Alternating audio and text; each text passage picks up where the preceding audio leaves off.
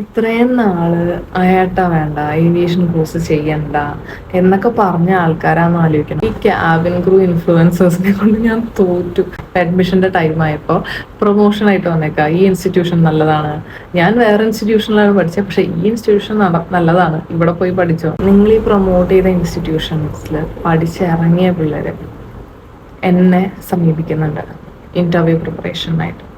ഇവരുടെ CV കാണുമ്പോൾ എനിക്ക് ഇവരൊക്കെ എന്തെന്നാ ഈ ഇൻസ്റ്റിറ്റ്യൂഷനിൽ പഠിപ്പിച്ചതെന്ന് തോന്നിപ്പോവാം.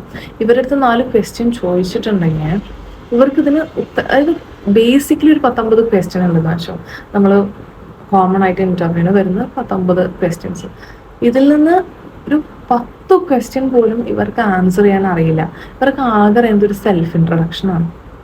അതുപോലും കേട്ടുണ്ടെങ്കിൽ എൻ്റെ ദൈവം, ഇവരെന്തിനാ ഈ ഒരു വർഷം കളഞ്ഞ, അല്ലെങ്കിൽ ഈ 3 മാസം 6 മാസം എന്തിനാ കളഞ്ഞവർ എന്ന് തോന്നിപ്പോവും. നിൽക്കാനും നടക്കാനും ഇരിക്കാനും ഗ്രൂമിങ്ങും ഇവർക്ക് നല്ല പോലെ അറിയാം. അല്ലാതെ ഇവർക്ക് കമ്മ്യൂണിക്കേഷനിൽ ഒരു ട്രാൻസ്ഫർമേഷൻ ഉണ്ടായിട്ടില്ല.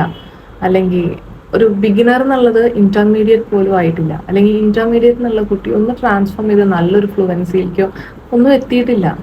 ഓൾറെഡി ഇംഗ്ലീഷ് അറിയുന്ന കുട്ടിയായിക്കോട്ടെ, ഓൾറെഡി ഹിന്ദി അറിയുന്ന കുട്ടിയായിക്കോട്ടെ, ഇവർക്ക് ഒരു നല്ല ഓപ്പർച്യൂണിറ്റി ഇവർക്ക് കൊടുക്കാൻ പറ്റുന്നുണ്ട്. ഒരു ബാക്ക്ഡോർ വഴി അല്ലെങ്കിൽ റെഫറൻസ് വഴി ഡാനാട്ടയിലേക്കോ മറ്റെവിടെയെങ്കിലും കയറ്റി കൊടുക്കുന്നുണ്ട്. നല്ല കാര്യം. അങ്ങനെയെങ്കിൽ അങ്ങനെ ജോലി അവസരങ്ങൾ കൊടുക്കുന്നുണ്ടല്ലോ. പക്ഷെ അതല്ലാതെ പറ്റിക്കുന്നവരും ഉണ്ട്.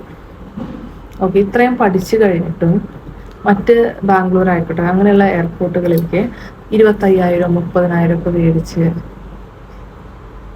അതിനാണെങ്കിൽ നിങ്ങൾ എന്തിനാ ഇവർ 3 മാസം 6 മാസം 1 വർഷം കളഞ്ഞു?